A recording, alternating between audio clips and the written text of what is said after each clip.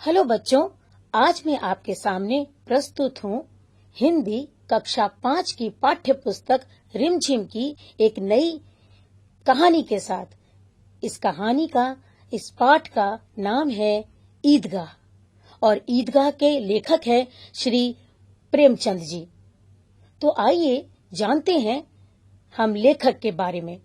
मुंशी प्रेमचंद जी की द्वारा रचित इस कहानी में एक मासूम बालक की संवेदनशीलता को दिखाया गया है। ये कहानी स्नेह, त्याग और संतोष की एक अनूठी मिसाल है। आइए जान लें कि इस कहानी के मुख्य पात्र कौन कौन हैं।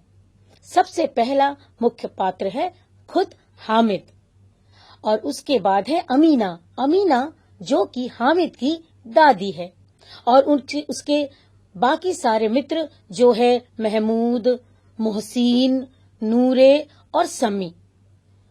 तो बच्चों, किस तरह से ये कहानी आगे बढ़ती है। रमजान के पूरे 30 रोजों के बाद ईद आई है और गांव में बड़ी ही हलचल है इस ईद को लेकर के, इस त्योहार को लेकर के। ईदगाह जाने की लोग अपनी अपनी तरह से तैयारियां किए जा रहे थे। किसी बच्चे के कुर्ते में बटन नहीं है तो वो सुई धागा लेने के लिए दौड़ रहा है, तो किसी का जूता पड़े पड़े रखे रखे ही टाइट यानी कड़ा हो गया है, तो उसमें वह तेल डालने के लिए तेली के घर भागे जा रहा है। जल्दी जल्दी ईदगाह जाने की तैयारी में जानवरों को यानी कि गाय बैलों को सानी पानी का अर्थ होता है भोजन यानी चारा। तो गाय और बैलों को सानी पानी जल्दी जल्दी दी जा रही है। ये सारी जल्दबाजी ईदगाह जाने की है। ईदगाह से लौटते लौटते दोपहर हो जाएगी ऐसा प्रतीत हो रहा है, क्योंकि जाएंगे तो कुछ समय तो वहाँ बिताएंगे ही। तो इसीलिए लड़के सबसे ज़्यादा आज प्रसन्न हैं। क्यों प्रसन्न हैं? क्योंकि उनकी ईद है। किसी ने एक रोज़ा रखा है। रोज़ा का अर्थ होता है फास्टिंग यानी उपवास। तो किसी ने एक रोज़ा रखा है, तो किसी ने सिर्फ दोपहर तक रोज़ा रखा है, तो किसी ने वो भी नहीं रखा है। लेकिन ईदगाह जाने की खुशी उनके हिस्से की चीज़ थी और वो खुशी खुशी ईदगाह जाने के लिए तैयारियों में लगे हुए थे। रोज़ा तो देखा जाए तो सिर्फ बड़े और बूढ़ों के लिए था। उनके लिए तो क्या थी? सिर्फ ईद। वो सिर्फ ईद मनाना चाहते थे। अब वो रोज ईद का नाम रटते रटते थे। आज ईद आएगी, कल ईद आएगी, इस समय आएगी। लो, वो दिन भी आ गया। और अब लोग ईदगाह क्यों नहीं चलते? बार बार ये प्रश्न बच्चे आपस में पूछ रहे थे कि अरे अब किस बात की देरी है, चलो चलें, ईदगाह चलें, मिलकर चलें, मज़ा आएगा। ऐसा आपस में बातचीत चारों मित्र करते हैं। सब अपनी जेब में हाथ डालकर अपने खजाने, अपने कोष को टटोलते हैं। वे देखते हैं कि उनके पॉकेट में कितने पैसे हैं, तो जेब से अपना खजाना निकालकर गिनते हैं और फिर खुश भी होते हैं और फिर तुरंत उसे रख भी देते हैं। महमूद गिनता है 1, 2, 10, 12। अनगिनत पैसे हैं, अनगिनत चीज़ें आज मैं लेकर आऊँगा, ऐसा महमूद ने सोचा। और तो और मोहसिन भी अपने पॉकेट में हाथ डालकर गिनने का प्रयत्न करता है कि आखिर उसके पॉकेट में कितने आने हैं, कितने पैसे हैं। वह इस प्रकार से गिनता है 1, 2, 3, 8, 9, 15। ओहो, पैरों में तो जैसे उनके पंख लग गए हों। बस वो किसी भी तरह से अब ईदगाह जल्दी जल्दी पहुंच जाना चाहते हैं और अपने जेबों में पड़े पैसों से वो बार बार ये सपना देखते हैं कि इतने पैसों का आखिर हम क्या क्या नहीं खरीद सकते, बहुत सारी चीज़ें खरीद सकते हैं। बहुत प्रसन्न हैं सभी के सभी। हामिद, अब कहानी में आता है हामिद अपनी बूढ़ी दादी के साथ यानी अमीना के गोद में सिर रखकर सोता है और हामिद के पाँव में, ऐसा इस कहानी में बताया गया है, उसकी गरीबी को दर्शाया गया है कि उसके पैरों में न तो जूते हैं और उसके सिर पर एक पुरानी धुरानी सी टोपी है जिस पे लगा हुआ गोटा यानी चमकीला रंग जो गोटा होता है जो कपड़ों में लगाया जाता है वह भी इतनी पुरानी हो गई थी कि काली पड़ गई थी। गांव से मेला चला और बच्चों के साथ हामिद भी जा रहा था।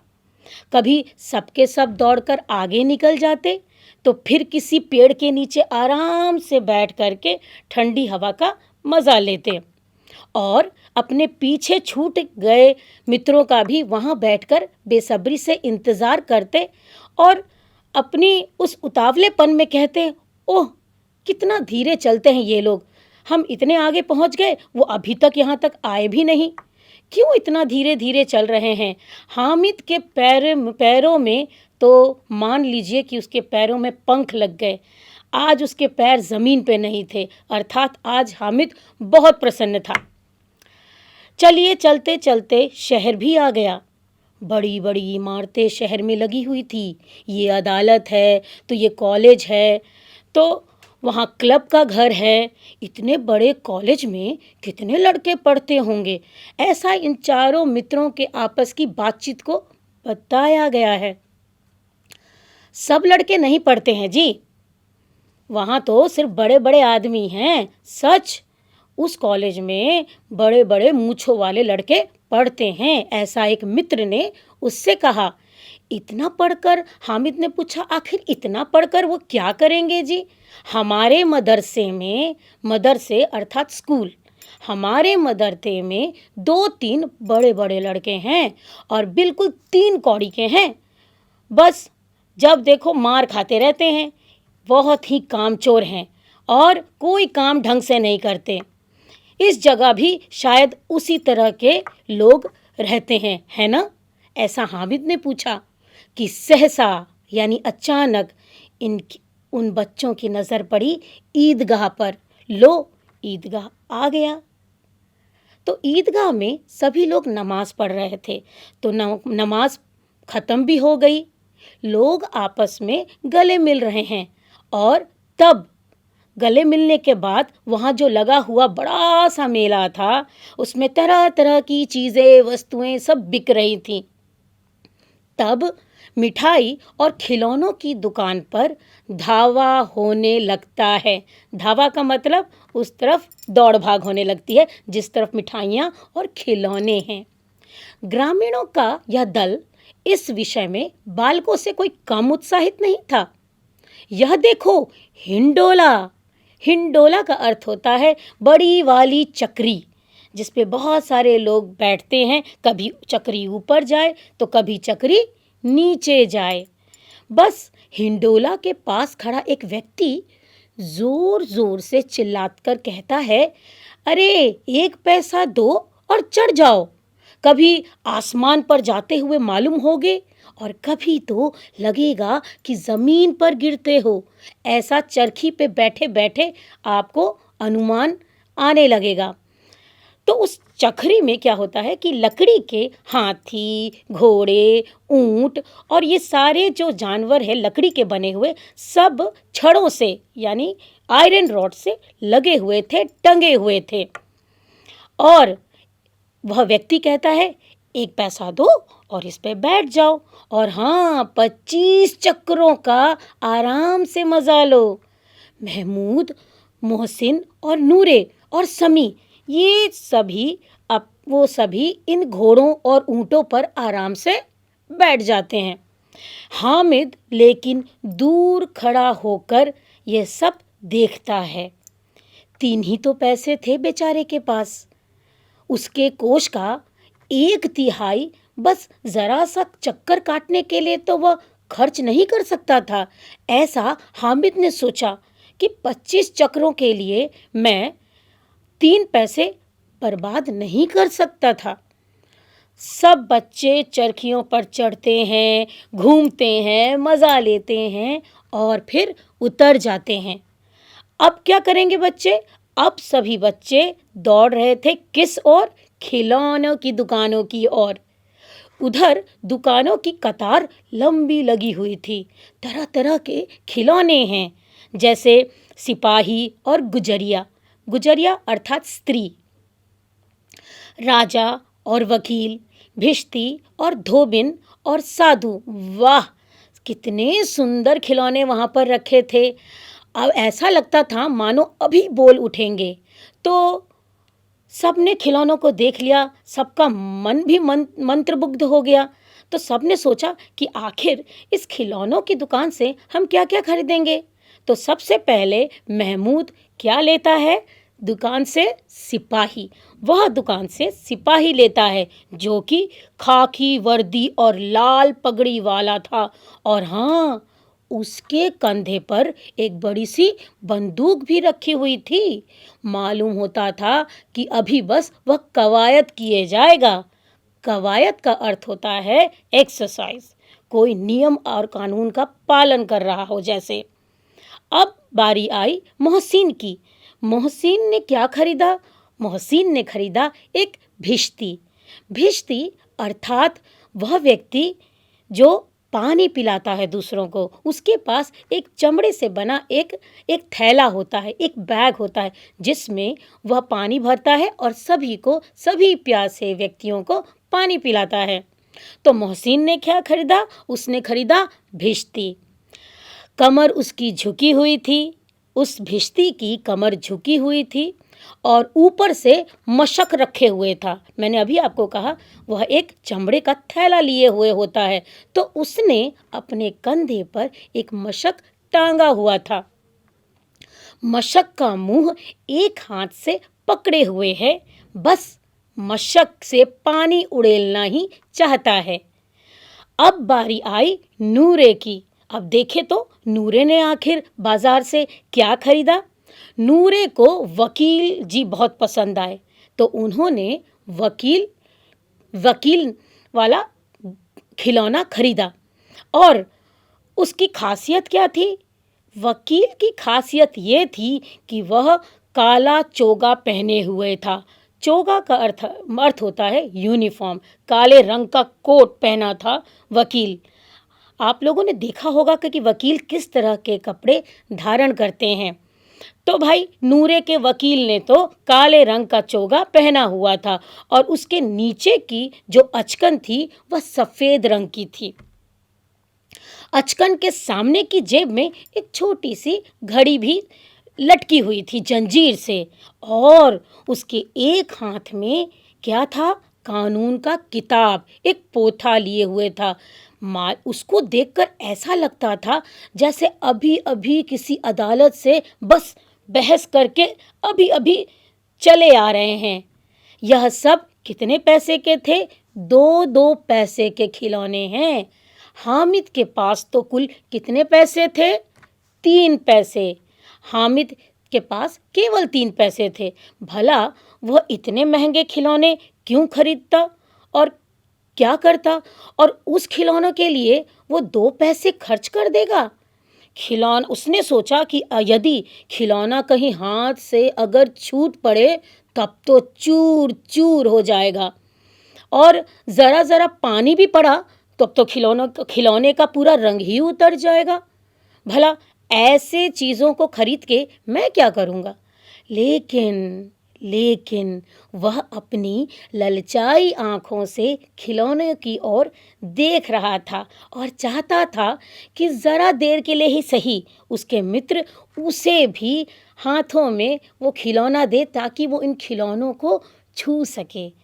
अर्थात ये कहने का अर्थ है कि एक तरफ तो हामिद का मन था कि वह खिलौना खरीदे, लेकिन गरीबी के कारण, कम पैसे होने के कारण वह अपने पैसे इन खिलौनों पे बर्बाद नहीं करना चाहता था। चलिए, सभी बच्चों ने तो अपने अपने पसंद का खिलौना खरीद लिया। अब बारी आई अगली जगह की। और अगला स्थान क्या था? खिलौनों के बाद सबके सब बढ़ गए मिठाइयों की दुकान के पास। तो किसी ने खरीदी रेवड़ियाँ, तो किसी ने गुलाब जामुन, तो किसी ने सोहन हलवा खरीदा और सब उसे मज़े से खा रहे थे। लेकिन मिठाइयों के बाद कुछ दुकानें लोहे की चीज़ों की भी लगी हुई थी, सजी हुई थी। तो उनमें कुछ गिलट और कुछ नकली गहने भी थे। नकली गहने का अर्थ होता है उस पर सोने या चांदी का पानी, आर्टिफिशियल ज्वेलरी जिस पे पानी सिर्फ चढ़ा रहता है, वो सब लोहे की वस्तुओं से बनी होती हैं। तो लोहे की दुकान पे और क्या मिलेगा? लोहे की दुकान पे क्या सजी थी? कुछ नकली चीज़ें और कुछ गिलट से बनी हुई वस्तुएं। लड़कों के लिए यहाँ पर कुछ भी आकर्षित नहीं था। तो उनके लिए कुछ जब आकर्षित ही नहीं था तो वो वहाँ से आगे चल पड़े। वे सब आगे तो बढ़ जाते हैं, लेकिन हामिद लोहे की दुकान पर ही रुक जाता है। और उसी समय उसकी नज़र किस पे पड़ती है? वहाँ रखे हुए लोहे से बने एक चिमटे पर। उसे अचानक ख्याल आता है, याद आता है कि दादी के पास तो चिमटा नहीं है, और जब भी मेरी दादी रोटियां तवे पे बनाती है तो उतारते समय रोटियों को उसके हाथ जल जाते हैं। अगर वह इस दुकान से चिमटा खरीद लेता है तो उसकी दादी कितनी खुश हो जाएगी, फिर उसकी उंगलियां भी कभी नहीं जलेंगी। और घर में देखा जाए तो एक काम वाली चीज़ भी वो खरीद के ला देगा। तो बाकी सब खिलौनों को लेने से तो कोई फ़ायदा ही नहीं है। ऐसा हामिद ने सोचा कि मैं मिट्टी के बने खिलौने क्यों लूँ, मैं लूँगा लोहे से बना या चिमटा। तो हामिद के साथ ही तो आगे बढ़ जाते हैं, और आगे बढ़ के वो कहाँ रुकते हैं? चलते चलते वे रुकते हैं सबील पर। सबील का अर्थ होता है शरबत की दुकान, यानी सब वहाँ पर खड़े खड़े आराम से शरबत पी रहे होते हैं। और तभी कहते हैं, देखो सब कितने लालची हैं, इतनी मिठाइयाँ खरीद ली। हामिद सोचता है कि देखो मुझे तो पूछा भी नहीं इन लोगों ने। सब मिलकर, सारे मेरे मित्र मिलकर आपस में मिठाइयाँ खा रहे हैं, झूले झूल रहे हैं, पर मुझे किसी ने भी नहीं दी। उस पर कहते हैं कि हाँ मेरे साथ खेलो, मेरा ये काम कर दो, मेरा वो काम कर दो। अब अगर किसी ने भी मुझे कोई काम करने को कहा ना, तब पूछूंगा खाई मिठाइयाँ? अगर खाई ना तो तुम्हारा मुंह सड़ेगा, फोड़े फुंसियाँ निकल जाएंगी, आपकी जबान तो चटोरी है। सब के सब हंसेंगे कि हामिद ने तो चिमटा लिया है। हंसेंगे तो हंसेंगे मेरी बला से। उसने दुकानदार से पूछा। उसने किसने? हामिद ने।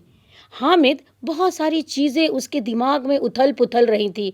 वह बहुत कुछ सोच रहा था अपने मित्रों के बारे में कि जब मैं चिमटा लेकर अपने मित्रों के पास जाऊंगा तो भला कैसी प्रतिक्रिया होगी। तो उसने कहा, जाने दो, जो भी वो कहे, मैं तो यही चिमटा खरीदूंगा। और उसने दुकानदार से पूछा कि भैया ये चिमटा कितने का है? तो दुकानदार ने उसकी ओर देखा और देखा कि उसके आसपास तो कोई आदमी ही नहीं है। तो फिर दुकानदार ने कहा, कितना छोटा बच्चा, ये क्या करेगा लोहे के चिमटे से? तो उसने कहा, देखो भाई, यह तुम्हारे काम की चीज़ नहीं है, ऐसा कहा उसने। अब आपके सामने यहाँ पर मैंने एक मेले का चित्र दिखाने का प्रयास किया है। आप इस चित्र में कई प्रकार के आयोजित दुकानों को देख सकते हैं, जो कि आप अपने वास्तविक जीवन में भी अनुभव करते होंगे। जैसे हम जब भी मेले में जाते हैं, कई वस्तुएं वहाँ मेले में दिखाई देती हैं। जैसे खाने की वस्तुएं हो गई, खिलौनों की वस्तुएं हो गई, झूले हो गए।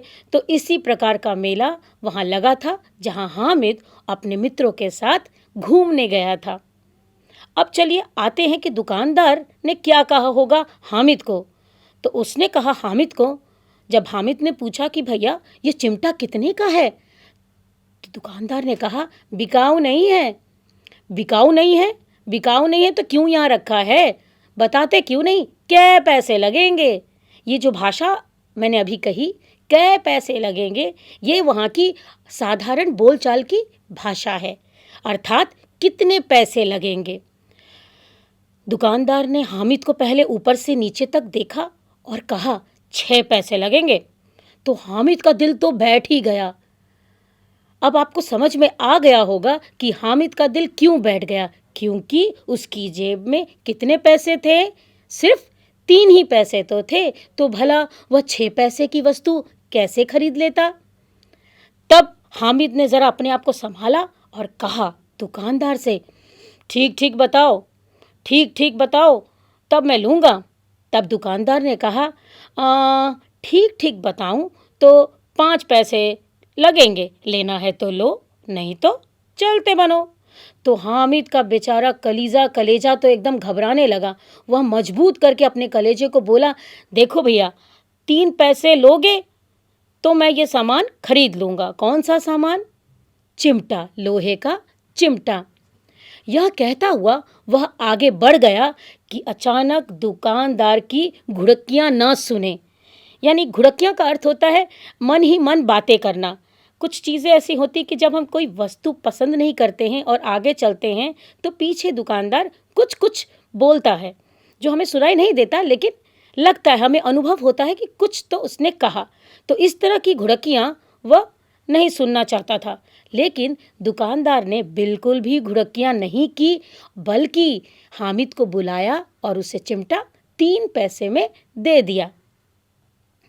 हामिद ने उस चिमटे को अपने कंधे पर इस तरह से रखा मानो कि कोई बंदूक लेकर आया हो, और बड़े शान से अकड़ता हुआ अपने दोस्तों के पास आ गया और बोला, जरा सुने सबके सब क्या आलोचनाएं करते हैं अब इस मेरे चिमटे को देख करके।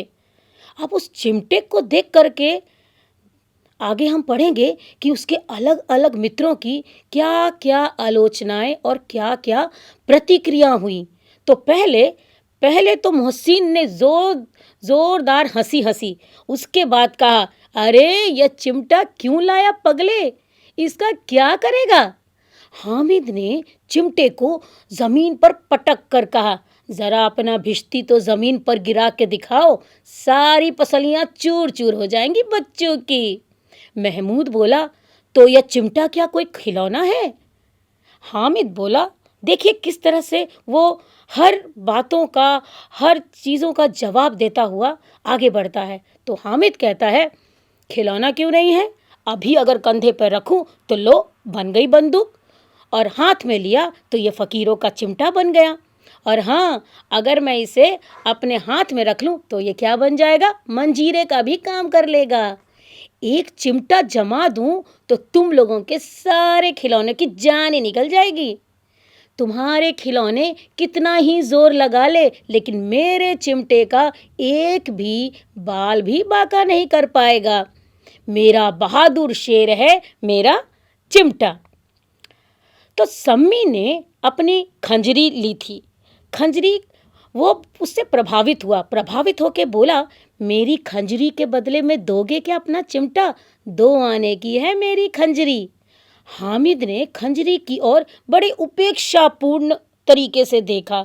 उपेक्षा मतलब उसे नज़रअंदाज करते हुए बड़ी शान से उसने कहा, मेरा चिमटा चाहे तो तुम्हारी खंजरी का पीट फाड़ डालेगा। बस एक चमड़े की झिल्ली लगा दी तो ढप ढप बोलने लगेगी। जरा सा पानी लग जाए तो खत्म ही हो जाए। मेरा बहादुर चिमटा तो तुम्हारी इस खिलौनों से लाख गुना बेहतर है। वह आग में, पानी में, आंधी में, तूफान में, हर परिस्थिति में डट कर सामना करेगा, खड़ा रहेगा। चिमटे ने तो सभी को मोहित कर लिया भाई, लेकिन अब पैसे किसके पास धरे थे कि वे लोग वापस जाकर लोहे की दुकान से चिमटा खरीदते। सब ने तो अपने पैसे, सारी वस्तुएं खरीदकर पहले ही समाप्त कर ली थी, और अब धीरे धीरे धूप भी तेज हो रही थी।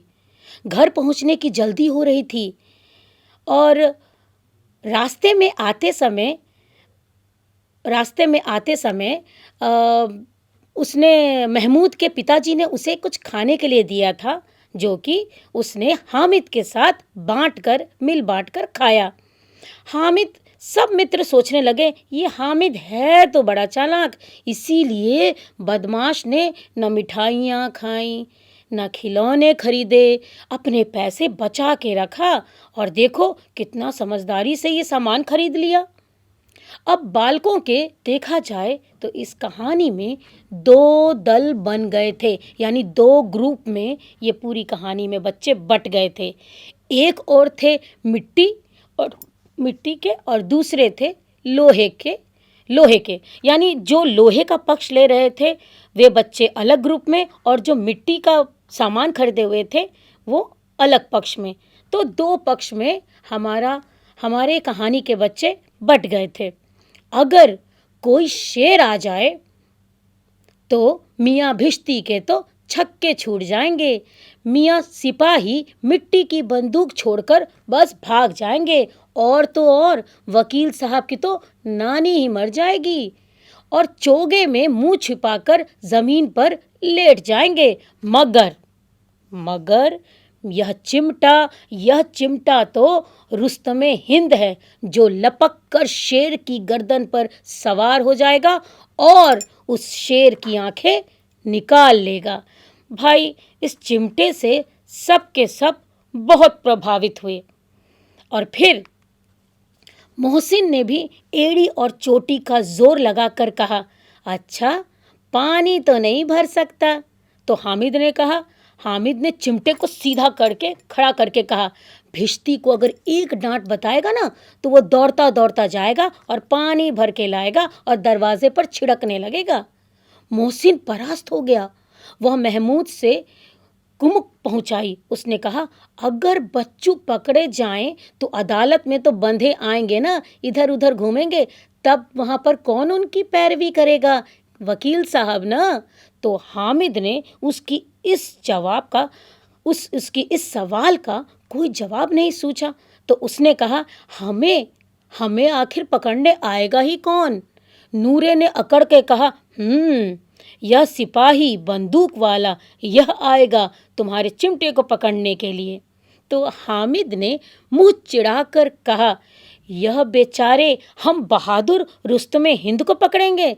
अच्छा लाओ, अभी जरा कुश्ती हो जाए, इसकी सूरत देखकर दूर से ही भागोगे। पकड़ेंगे क्या ये बेचारे हमें? मोहसिन ने एक नया उपाय सोचा और उसने कहा कि तुम्हारे चिमटे का मुंह तो रोज आग में जलेगा, क्योंकि ये तो बावर्ची खाने में ही रहेगा ना, ये तो वहीं पे काम आता है।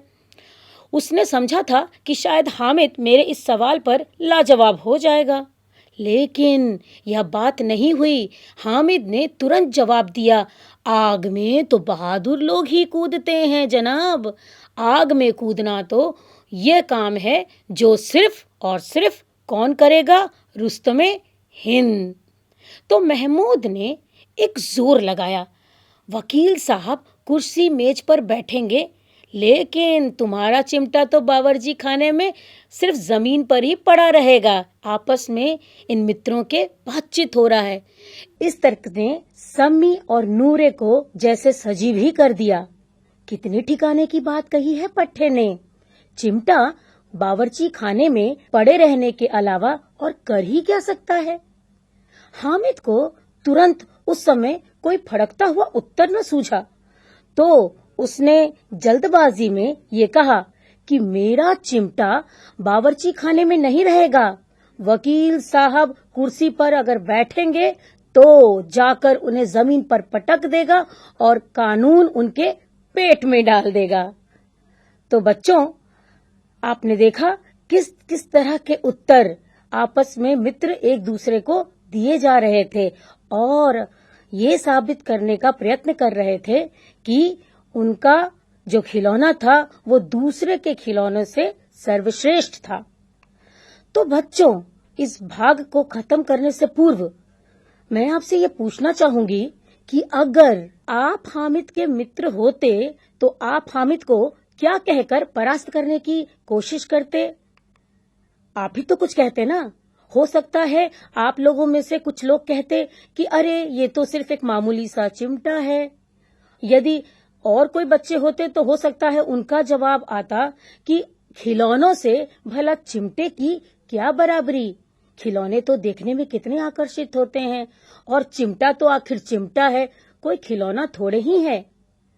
तो इस तरह के जवाब हो सकता है आप दे सकते हैं। तो आपके जवाब क्या होंगे हमें लिखकर जरूर भेजिए, या फिर उसे आप अपनी रचनात्मक लेख द्वारा भी हम लिख करके तैयार कर सकते हैं। अगला प्रश्न है कि जब सभी बच्चे घोड़ों और ऊंटों पर बैठ करके 25 चक्रों का मजा ले रहे थे मेले में, तब दूर खड़ा हामिद भला क्या सोच रहा था? जैसा कि मैंने इस कहानी में बताया कि जब बच्चे 25 चक्रों का, वो गोल गोल पहिया घूमता है, चक्र घूमता है जिसपे लोग बैठते हैं मेले में, तो जब उस पे बैठे थे, मजा ले रहे थे, आनंद ले रहे थे, तब हामिद यही सोच रहा था दूर खड़े होकर कि भला थोड़े से चक्कर काटने के लिए मैं अपने खजाने का 1/3 भाग कैसे दे सकता हूँ। वह अपने पैसे को खर्च इन छोटी छोटी चीजों पर नहीं करना चाहता था। अगला प्रश्न है, हामिद महंगे खिलौने न खरीद सकने पर अपने आप को कैसे समझा रहा था? बच्चे और खिलौने दोनों ही एक दूसरे के पूरक होते हैं। हामिद कितना भी होशियार सही, लेकिन उसके अंदर के बच्चे का मन भी खिलौनों के लिए तरसता था। वह शायद ले भी लेता, परंतु 3 ही तो पैसे थे उसके पास। अतः उसने स्वयं को समझाया कि इन खिलौनों की क्या हस्ती है, अभी हैं तो पल दो पल में हाथ से छूटे और टूट गए। वह मन ही मन उनकी निंदा कर रहा था। बच्चों, इस भाग की समाप्ति यानी ईदगाह के पहले भाग की समाप्ति के बाद अगले भाग में हम देखेंगे कि आगे क्या हुआ, किसने क्या सोचा, और आप स्वयं भी कल्पना करें और उसे अपने शब्दों में लिख सकते हैं। इसी के साथ हमारा ईदगाह का पहला भाग यहीं समाप्त होता है। धन्यवाद।